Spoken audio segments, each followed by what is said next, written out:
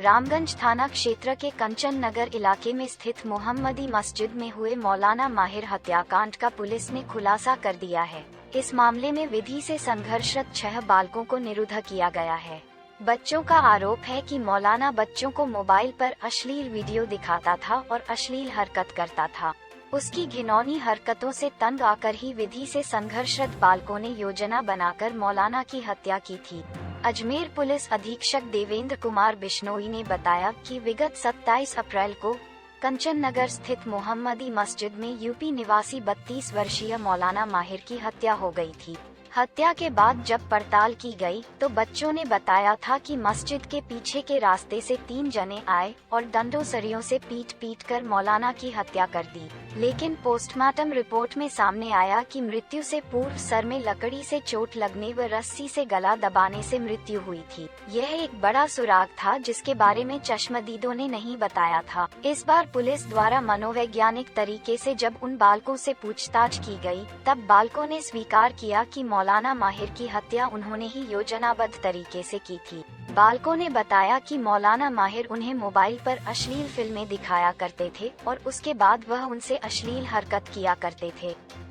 जैसा आपको विदित है, 15 दिन पूर्व दिनांक 27/4/2024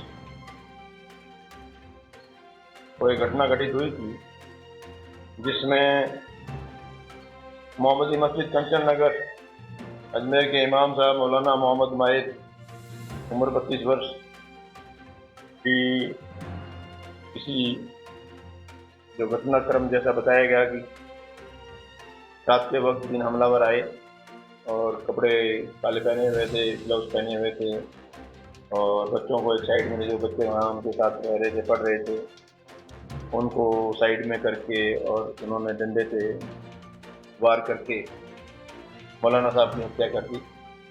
जिस पर उनके परिजनों को सूचित किया गया और जो परिजन उनके मौलाना साहब के भाई हैं, परिवादी मोहम्मद तासीफ अशरफ, उन्होंने आकर रिपोर्ट दी, जिस पर मुकदमा 302 में दर्ज किया जाकर मौका वारदात पुलिस टीम द्वारा, एडिशनल एसपी द्वारा, महमूद स्वयं द्वारा भी देखा गया। कई एंगल, कई पहलू उसमें वहाँ देखे गए, क्योंकि ये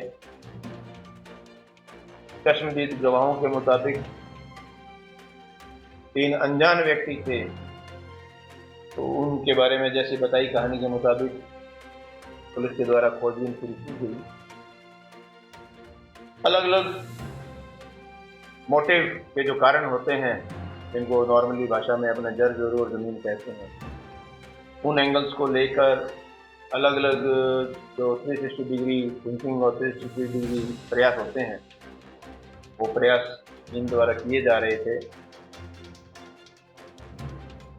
लेकिन कहीं कोई कंक्रीट एविडेंस, कोई लीड नहीं मिल पा रही। समय समय पर इस कमेटी द्वारा, जो टीम के द्वारा जांच पड़ताल की जा रही थी, उसका विश्लेषण भी किया जा रहा था। 4 दिन पहले एक और विश्लेषण किया गया, उसमें बारीकी से एक एक घटना को बैठकर डिस्कस किया गया। उसमें अलग अलग नाम आए, मस्जिद को लेकर भी कोई इशू आया, अन्य कोई इशू भी आए, कुछ संदेहास्पद घटनाएं जो लगी, संदिग्ध लगे, उनसे जो पूछताछ हुई, उन पूछताछ के ऊपर भी विश्लेषण किया गया। तो ये लगा कि कहीं ना कहीं कड़ी टूट रही है, कड़ी में कोई ज़्यादा बात आ नहीं।